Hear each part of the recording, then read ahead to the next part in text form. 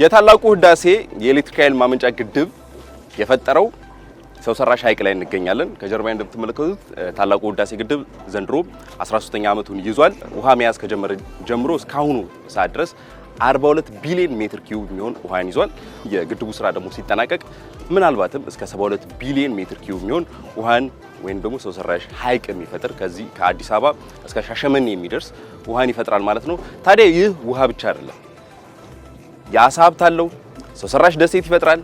እዚህ ጋር ደግሞ አጠገባችን አስጎብኛችን እንዲሁም ደግሞ ከዶክመንተሪ ክፍል ባልደረባችን ፍቄም ይገኛል።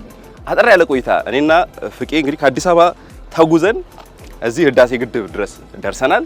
ፍቄ በጣም የሚያስገርም ይመስለኛል። በጣም ደስ የሚል ነገር ነው። አንደኛ ላንድስኬፑ፣ ምክንያቱም እኔ ከዚህ በፊት 2008 አካባቢ ነው ይሄንን ግድብ የማየት አጋጣሚው የነበረኝና አሁን ደግሞ በጣም የግድቡ የመጨረሻው ምዕራፍ ላይ ደርሰን በዚህ ደረጃ መመልከት ማየት ራሱ የሚፈጥረው ስሜት አለ። ያው የተለያየ ቦታ እንጓዛለን በስራ አጋጣሚ፣ ነገር ግን ደግሞ ይሄ የሀገራዊ ትልቅ ፕሮጀክት ነውና ይህ ፕሮጀክት ደግሞ የመጨረሻው ምዕራፍ ላይ ደርሶ እናንተ ይሄን ዶክመንተሪ ታዘጋጃላችሁ ወደ ስፍራው ሄዱ ሲባል እውነት ለመናገር በጣም ነው ደስ ያለኝ። ቦታው ላይ ደግሞ መጥቼ ይሄንን በማየቴ እንግዲህ ይሄ በተቃራኒ ወይም ደግሞ በሐይቁ ጀርባ ላይ ነው የምንገኘውና በዚህ ደረጃ እንደዚህ አይቼው ሰለማላ በግድቡ ምክንያት የተፈጠረ ሐይቅ ነው።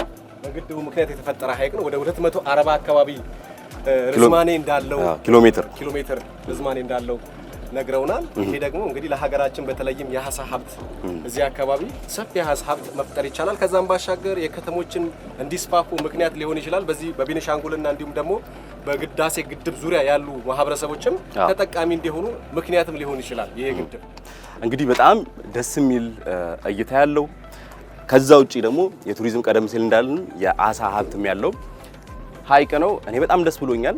አጠገቤ ደግሞ ሁሴን ይገኛል። ሁሴን የአሳ ሀብቱን በተመለከተ አጠር ያለ ቆይታ እናደርጋለን። በነገራችን ላይ የአሳ አይን ወደ 60 አካባቢ አይነት የአሳ ዝርያዎች እንዳሉም ደግሞ እዚሁ አካባቢ የሚያረሰብ ነግረውናልና ስለ አሳ ሀብቱ ስለ ስራችሁ አጠር ያለ ቆይታ። ስራው በጣም አሪፍ ነው።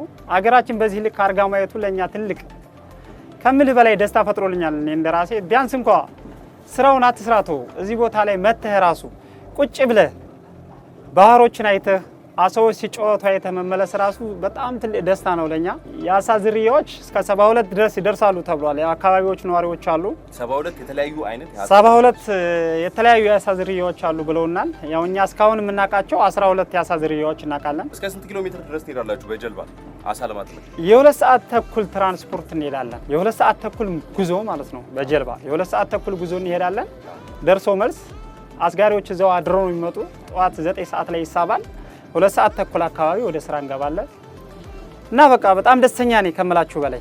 በጣም ትልልቅ አሳዎች አሉ። እስከ 100 ኪሎ ግራም የሚመዝኑ ትልልቅ አሳዎች እንደተገኙ እንደተያዙ አይተናልና ይሄ ምን ያህል እውነት ነው?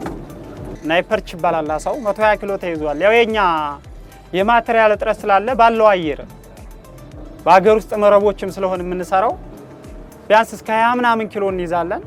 እስከ 22 23 አካባቢ ኪሎ የመያዝ አቅም አለ። ያው ከተቻለ ሙሉ ማቴሪያሉ ተዘጋጅቶልን እኛንም አገራችንን የምንለውጥበት ነገር ቢፈጠርልን በጣም ደስ ይለኛል። በጣም እናመሰግናለን ሁሴን። እንግዲህ ተመልካቾቻችን ቀደም ሲል እንደተባለው እስከ 100 ኪሎ ግራም 120 ኪሎ ግራም ድረስ የሚመዝኑ አሳዎች እንደተያዙ እንግዲህ ሙሉ ለሙሉ እንግዲህ የአሳ የማስገር ስራው አሳ የማያዝ ስራው አልተጀመረም። ነገር ግን አሁን ቀደም ሲል እንዳለው እንደ ሁሴን ተራጅ ደግሞ የሚሰሩ ዜጎች አሉ።